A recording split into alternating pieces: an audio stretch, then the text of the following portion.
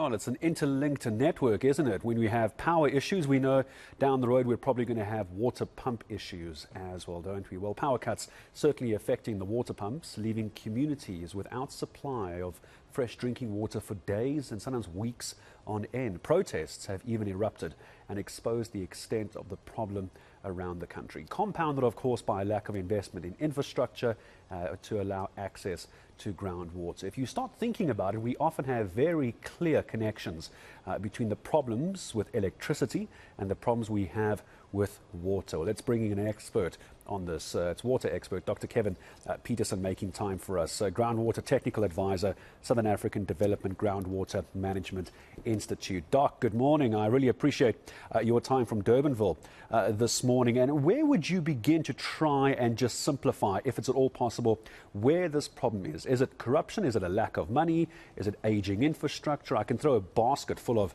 reasons at you. Which would you take out of the basket?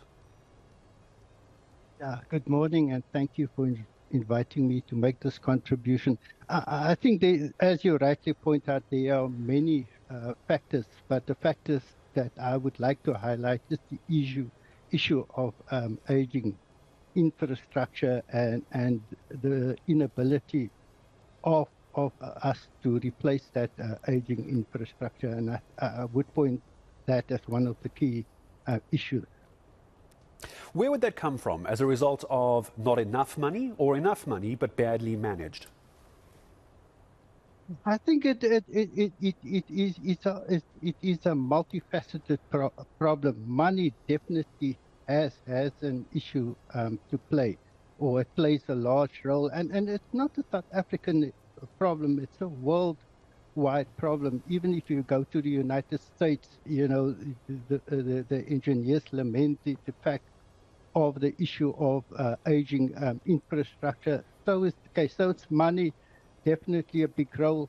Capacity does play a big role, but frequently our inability to conduct a proper operation and maintenance of our systems are one of the key factors that leads to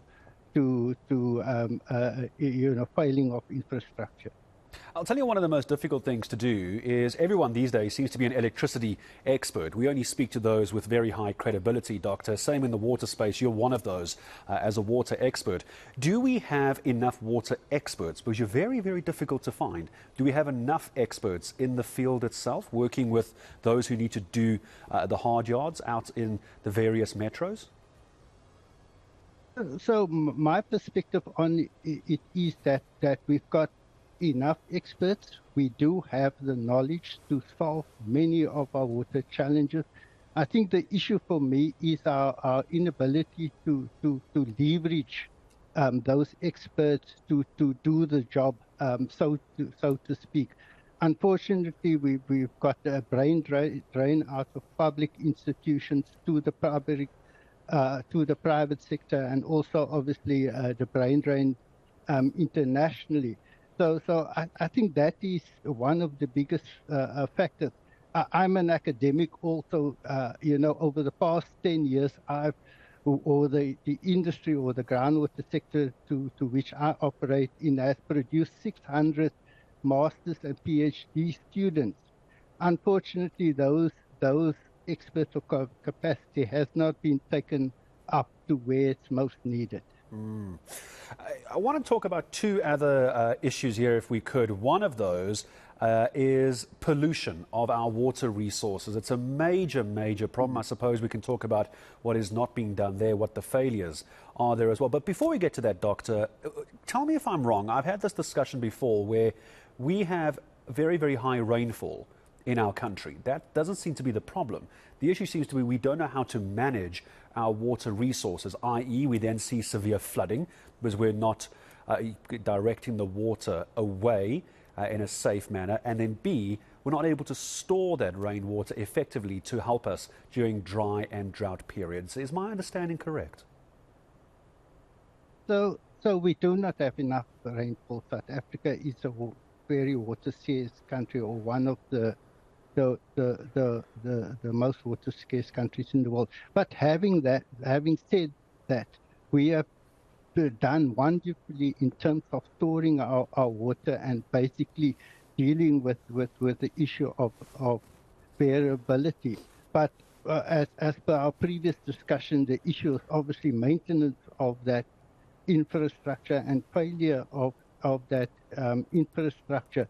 And obviously with the implications of climate change and climate variability, we have to look at not only what we call grey infrastructure, but also natural infrastructure, and see how we manage our surface water resources conjunctively with our groundwater resources. But I think what is also important is there should be increasingly emphasis on water reuse and water recycling. For me, that is key to us moving forward in the coming decade in terms of building water security. Doctor, just in conclusion, as I say goodbye to you, we have the same issues, the same set of problems, it seems, in the water infrastructure in our country as we do in electricity. We have maladministration, we have corruption, we have aging infrastructure. You can almost draw a parallel between the two on many, many fronts. I'm curious, your thoughts on the private sector getting involved in water infrastructure and water management. It's a big talking point, IPPs and the power sector. Where are we on the privatization or the private sector getting involved? And what do you make of that being increased? Gareth, I'm not very much in favor of privatization of water because it's a social good. But what I'm in favor is in considering different modalities for governing and managing groundwater resources, and there the private sector has a big role to play. So we have to diversify our implementation modalities to considering issues such as PPPs and so forth, because I think that is critical.